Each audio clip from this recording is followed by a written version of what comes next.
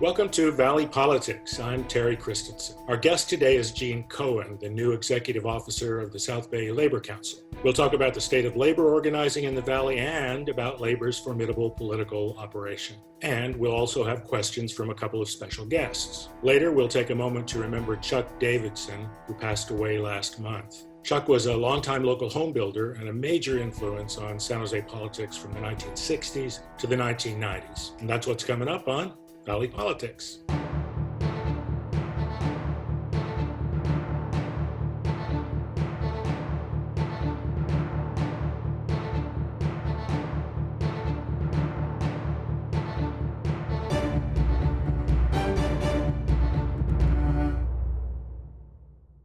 Welcome, everyone, and welcome Gene Cohen, Executive Officer of the South Bay Labor Council. So, Gene, let's just start off by telling us, what is the South Bay Labor Council? Thank you, Terry. The South Bay Labor Council is an organization that represents unions in Santa Clara and San Benito counties. We have over 100 affiliated unions, and we represent 130,000 working men and women in those counties. And what's your job with the Labor Council, and what prepared you for it? My job at the Labor Council is to help build power for working peoples and people in Santa Clara County, and we do that in a few different ways. One, we make sure that we have elected officials that will advance policies that are good for families. Two, we want to make sure that our members have contracts that ensure that they have pension and benefits that support their families. And three, we make sure that there's a narrative in our communities about why working families are important and how they benefit everyone in San Jose. So actually, before we go on, I should probably tell people that I was a delegate to the South Bay Labor Council for 30 years, although I think 2006 was my last year as a delegate, so a pretty long association. And through all that time, there were about 100 affiliated unions, and at that time, about 100,000 union households or union members. So you said about 130,000 now. So that's some significant growth. That's not what's been happening nationally. Only 11% of workers nationally are unionized, 16% in California. Both of those percentages are down a little bit. Is labor union membership growing in Santa Clara County or stable? Where are you? The trends over the last 2 years actually show that we are different here in the South Bay and in the Bay Area. We've actually seen a growth in San Jose by over 2%, I think, in unionization, and the same number is pretty much reflected statewide. So while there's always an effort to beat down working people trying to build power and organize, there's a clear theme and opportunity right now to make sure that those campaigns are actually successful, and we're seeing a lot of that success here locally. Does the Labor Council have organizing campaigns underway right now? Yes, our affiliates have different types of campaigns that are going on right now. Some of them are about making sure that in the post-pandemic economic recovery, that there are voices at the table to make sure that work sites are safe. We also have organizing campaigns going on at a variety of our tech campuses to make sure that workers are represented and have a voice on the job. And then we also see all sorts of organizing campaigns happening with our essential workers. In particular, grocery store clerks and childcare are the areas of significant growth for the labor movement locally. I saw something about organizing insurance sales agents. Yes, the Teamsters are organizing AAA workers throughout California. That's interesting, and that Teamsters, cool. The effort to unionize Amazon workers in Alabama recently failed. Were you surprised? Not really. I don't think that right now, beating back a multinational billionaire who's intent on union busting is anything that's surprising. I think the benefit is that it's elevated the conversation so that you're asking me that question, because there are organizing exercises happening all over the United States, but it's also a reminder why people over profits are really important, because we won't be able to overcome those billionaire organizing efforts unless we're organizing ourselves. So you think there's a future in organizing with employers like Amazon? Absolutely, and I think we've seen some successes locally that make me feel confident that that's what the future looks like. What about other gig workers with, say, Uber or DoorDash, especially after the setback with the Prop 22 referendum? What do you think is the future of organizing those gig workers? I think that gig workers are an essential foundation for making sure that workers have a voice on the job. What we saw with Prop 22 was really a diminished opportunity for workers to have organizing rights, for workers to be paid a fair wage, and for workers to have protections on the job. So I actually think, similar to Amazon, this has escalated the desire for workers to come together and make sure they have those opportunities and those benefits and rights. Yeah, both cases certainly educated a lot of people about working conditions for gig workers, for Amazon workers, what some of the challenges are, but also on the power of the employers and the kind of money they can put into campaigns to prevent unionization. Well, let's talk about politics a little bit. So, quoting your website, the Labor Council is proud to run the largest, most sophisticated grassroots political campaign operation in the South Bay. What's that mean? Tell us about the Labor Council's grassroots operation. Sure. I think most organizations, unions, usually talk to their base, right? You're going to talk to your folks to make sure that they're educated on issues and on candidates and make sure they turn out to vote. With the Labor Council, go ahead. That's the union members and their families. Exactly. So, okay. Yeah. So if I'm in a union member, talking to another union member is going to be much more effective in getting the message out. But that also limits the pool of voters that you're talking to. So the Labor Council for the last few decades has a political program that engages all voters, regardless of union membership, regardless of party preference. We really recognize that voters have different backgrounds and have to have different messages for them to come together and support candidates and issues that the Labor Council supports. And that's how we've been more strong and effective than traditionally we might be if we were just talking to one set of voters. And how do you talk to those voters? What are you doing to communicate? There's different tools and methodologies which the Labor Council employs to talk to voters. During COVID, we had to be creative, like a lot of other folks, to make sure we got our message out. Traditional phone banking, literature drops, precincts, literature kind of conversations around getting households to host parties and really educate your neighbors around why things are important. Those are opportunities, I think, that voters need to understand the issues and how they're going to affect them. And you do this with hundreds, thousands of volunteers, right? On phone banks, going door to door, not so much in COVID, but dropping leaflets, things like that. Give us an idea of the sheer number of volunteers that you might be able to marshal on, say, a city council campaign in San Jose. The Labor Council will never have as much money as corporations, but we will always have better values and more energy and more volunteers. And so what we do is that we rely on our union partners and we rely on our community allies to turn out volunteers. And those volunteers are the lifeblood of that political program that you were talking about. So during a typical election year, we'll have thousands of volunteers who are volunteering thousands of hours to come together to make sure that those campaigns are well run and that they're successful. You also have money, not on a corporate scale, but on just those two city council races that were hotly contested in this last round in San Jose. Labor spent $400,000, which is only about 20% of what corporate and business interests spend, but still that's a lot of money. Where does that money come from?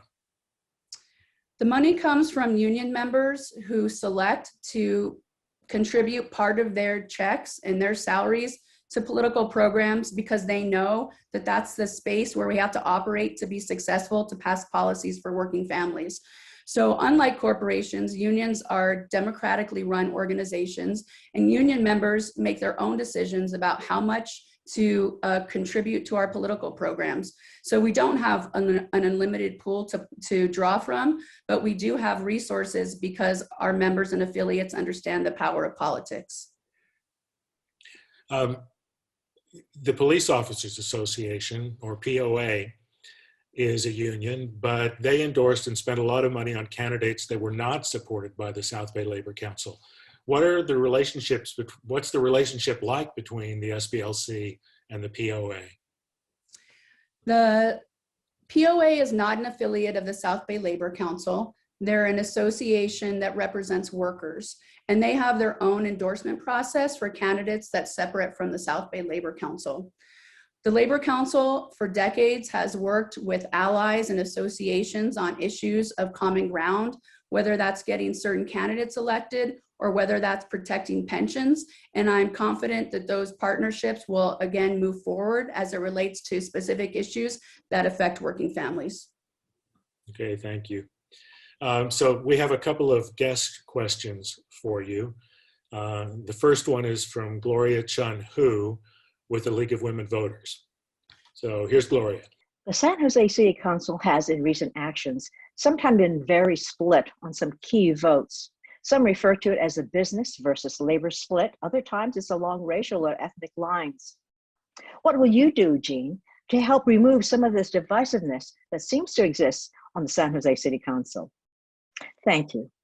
I don't think the divide is among the city council members as much as I think it's a divide in America about who is benefiting. Is it going to be people over profits? Are we going to surface the fact that most institutions were based on racism? I think what's happening is that there's been a power and a paradigm shift at City Hall, and the fact that the elites who've been in charge for decades are not going to be in charge anymore is making people really uncomfortable. And I think those uncomfortable conversations are exactly where we need to be.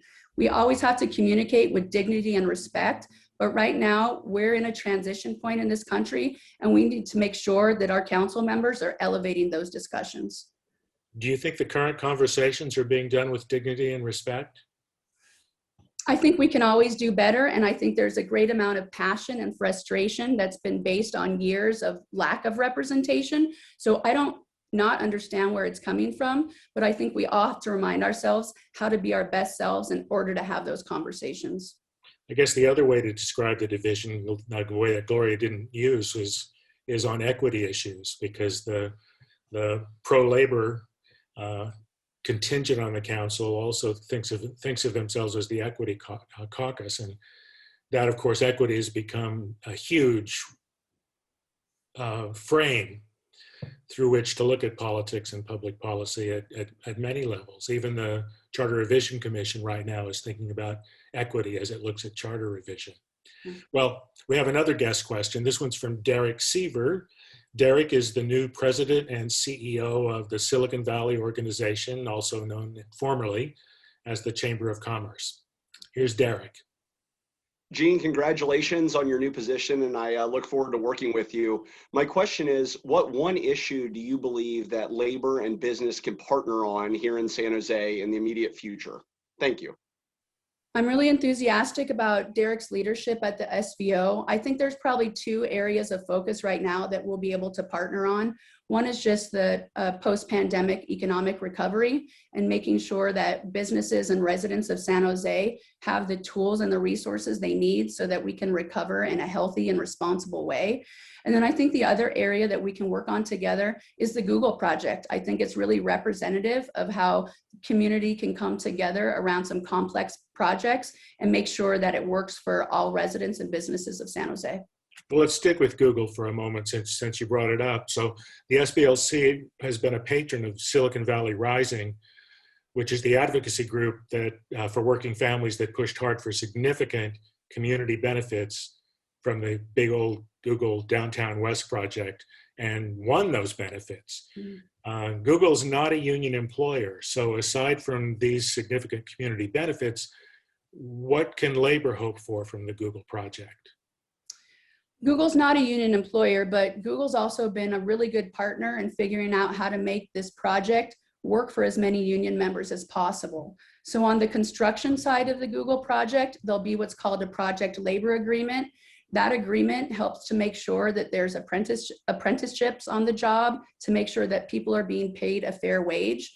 And then once the project is complete, There's been conversations with Google about how to make sure unions can organize, how to make sure that the workers on the operations side are also getting paid a fair wage. So I believe there's a lot of dialogue that's positive, that's going to move that conversation forward. So eventually those companies do decide that they want to be union companies. And going back to the community benefits, what are the kind of community benefits? I know there's going to be a community group that makes decisions about this, but what are some of the kinds of community benefits you think should come out of this? I think the greatest importance to be focused on equity and the fact that a large part of this project is going to impact residents all over the city as it relates to affordable housing.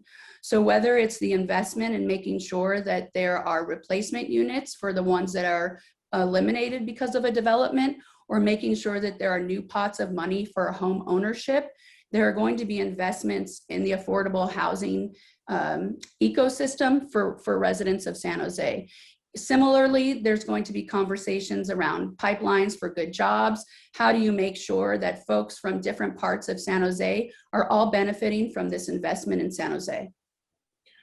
Tell us a little bit more about the relationship between SBLC and Silicon Valley Rising.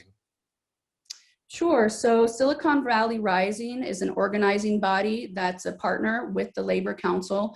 And Silicon Valley Rising is really the cutting edge organizing body that's working with tech companies, that's working in communities of color, that's working in all spaces to make sure that the issues and policies that affect working peoples are lifted up and that are part of a strategic organizing effort. So we do see more union representation.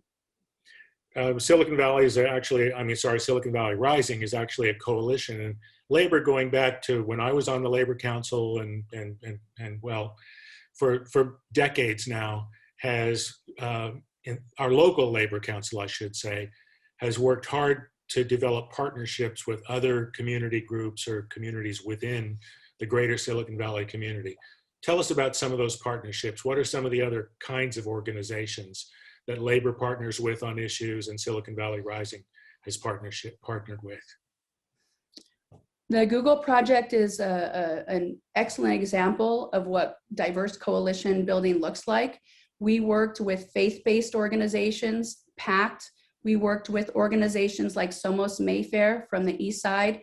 And we worked with the Law Foundation, and they have a unique perspective to the work as well. So I think we're always in relationship and coalition with folks who have shared values and shared goals.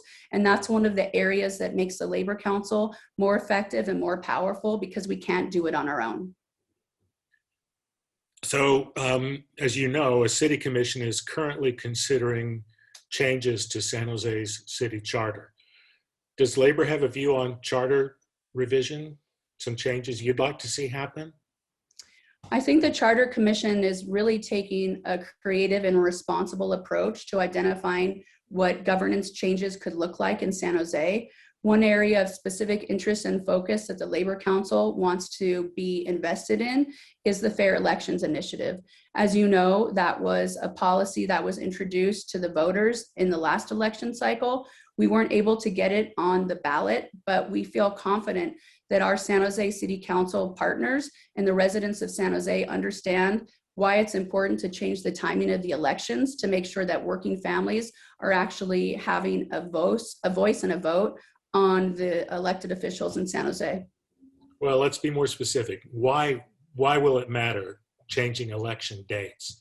We're talking about changing the election of the timing for election of the mayor, right? Mm-hmm. Now it's gubernatorial years when the governor's on the ballot, but we're talking about changing the date to presidential years, so presidential candidates on the ballot. And that matters because?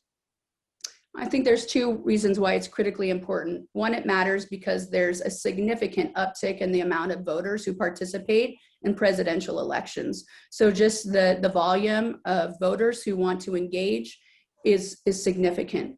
Number two, most elections in the off cycle, like 2022 in San Jose, are dominated by white voters. There's lack of representation from people who are poor, from people who are brown and black, and from people who otherwise might not have a voice for the folks that they're electing. That's why it's important. Also young voters. Absolutely. Young voters as well. Young voters and renters. All So of it. not to be an advocate, but when those folks are voting, it's much more likely that the elected officials who win are going to pay attention to the issues of concern to those voters.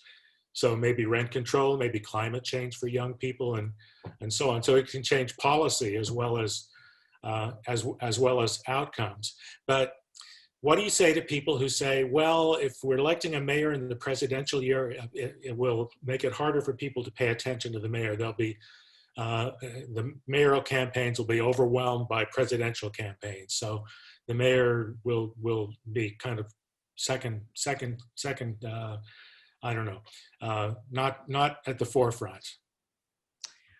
I'm confident that voters have the capacity to hold multiple perspectives at once and to focus on what's important. And so, in my opinion, that diminishes the intellectual capital of the voters. And so, I'm confident that they're going to understand.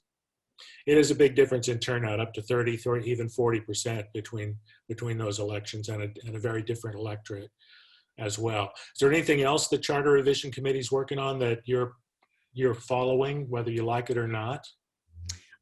The conversation around equity, Terry, and making sure that whether it's investments in the budget or investments in whatever the Charter Commission wants to present is considered from the perspective of families in San Jose, not just the folks who are in charge at City Hall. They're also going to talk about a mayor-council form of government, not just replacing our current hybrid mayor-council city manager form. What do you think about more power for the mayor? There's been a lot of discussion around strong mayor over the last a couple of years in San Jose. Me personally, right now, I'm agnostic because I think there's more research that has to be done to really figure out what that means in San Jose and how to make sure that it's built in the best way for residents who want to make sure they're engaged in local government decisions. We're going to show a little clip of Chuck Davidson, who passed away recently, in a few minutes at the end of the program, where he talks about why the current system was written as it is and why that's a good thing. In the current system, of course, the mayor has very little power. He's a voting member of the city council with just a little power over the budget. Well, we're almost to the year 2022, not quite, but it's in sight. So I'm hearing talk about candidates and campaigns just kind of getting started. The local races can't start raising money till December, so we won't really see candidates till around then. But you're running a pretty sophisticated political operation. I expect you're thinking now about what your priorities are going to be next year. So what races do you think you're likely to be focusing on, and have you heard any outstanding candidates yet? The city of San Jose will be an important focus in 2022, not only the mayor's race, but the city council races. We have 3 open seats, or seats that need to be representative of working families if we're going to maintain our majority on the council. The Board of Supervisors, 1, to replace Mike Wasserman, is an extremely critical seat for the county to make sure that our social safety net is protected. There'll be a slew of races in the fall around school boards and other cities that are extremely important. But for right now, we're really focused on San Jose and the Board of Supervisors as we move into June. So 3 council seats, mayor's race, 1 supervisorial seat. Looks like no state legislative seats that we know of. Obviously. I don't believe so. I think redistricting will inform some of that, Terry, but right now I don't think so. Yeah. And are you all going to be involved in looking at redistricting as a process? San Jose's got a redistricting commission working out, getting to work right now. Labor Council going to be following that? Absolutely. We'll be deeply involved in those conversations. It's critical that the outcome of redistricting is one that's driven by the community and that those lines are representative of what's best for San Jose and Santa Clara County. And we'll be part of that discussion. And the same for charter review, I expect. Absolutely. Well, we've got a couple minutes left. How long have you been executive officer now? I was elected and sworn in at the end of December 2021. Excuse me, 2020. So there you go. Basically, 4 months going on 5. Yeah. You've kind of been there long enough to settle in. What do you think your top priorities are going to be in the next couple of years? I mean, the campaigns you just talked about will clearly be one of them, but anything else? Really capitalizing or taking opportunity for the dialogue that was raised during COVID around why workers are essential, and to make sure that that narrative isn't diminished, and that if anything, we use that as an organizing opportunity to build more power and more rights and opportunities for working people. We'll definitely see another effort to make sure that whether it's pensions or whether there's organizing opportunities that folks in power don't want to see happen, that the Labor Council is going to be invested in working with our affiliates to make sure, whether they're contracts or pension fights or organizing rights, that we're all at the table doing that together. That's a pretty ambitious agenda. Good luck with it. Jean Cohen, thanks for being with us today. Thank you so much, Terry. Before we close, we want to take a few minutes to remember Chuck Davidson, who passed away last month. Chuck was a longtime local builder who specialized in affordable housing and influenced San Jose politics in many ways, including our city charter, serving on not one, but two charter revision commissions in the 1960s and 1980s. With a new charter revision commission considering changes right now, we thought what Chuck had to say about the charter was not only pertinent, but also an appropriate way to remember and honor him. Here's an excerpt from our 2016 interview with Chuck Davidson. You were on the commission that rewrote the San Jose City Charter in the 1960s, and that new charter, the charter change, introduced direct election of mayors. Previously, mayors were members of the council serving in rotation, so not directly elected as mayor. Why do you think that change was so important? Let me give you a little bit of history there. You know, we wrote that charter in 1964. You know, machine politics had ruled San Jose, and machine politics had ruled the county of Santa Clara up until the middle 40s. Yep. So this idea of an elected mayor was a very sensitive subject, because we had several people on that commission that had been opponents of those machine politics just 20 years earlier. So that was only 20 years before. We had already become a major metropolitan city by then. You need an elected spokesman to speak for the city and to rule the city. So what we did when you had appointed mayors, you will evolve into a strong city manager form of government. Mm-hmm. That's got some downside risks to it too. So how do we avoid machine politics? Well, like I say, this was a sensitive, drawn out subject on the Charter Committee. One thing, we limited them to 2 terms. And right. Another thing is, we didn't give them specific powers. I defined the mayor as the political head of the city. Now, Ron James was elected as the first mayor in 1967. He only chose to serve 1 term, and then Norm Mineta ran in 71.